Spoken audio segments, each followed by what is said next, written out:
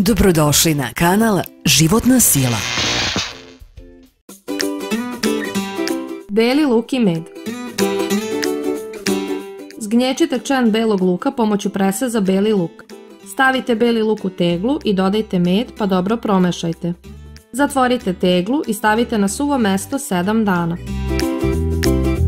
Koristite supenu kašiku pre doručka nedelju dana. Sačekajte 2 nedelje pa ponovite postupak.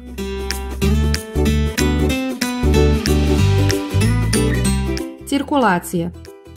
Antiupalna svojstva i sadržaj sumpora prisutan u belom luku i medu pomažu u unapređenju bolje cirkulacije i sprečavanje zgrušavanja krvi. Imuni sistem. Beli luk i med imaju moć da jačaju naš imunni sistem i da ubijaju štetne gljivice i mikroorganizme koji smanjuju odbranu našeg tela.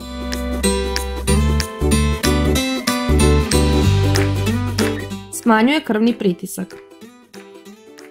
Uzimanje meda pomešanog sa belim lukom pomaže u smanjenju i kontroli krvnog pritiska, što je dobro za ukupno kardiovaskularno zdravlje.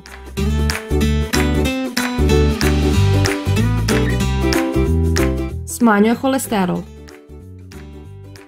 Sirovi beli luk oslobađa alicin kada se zgnječi. Ovo jedinjenje ispira krvotok od viška holesterola. Ne zaboravite da kliknete na like i subscribe.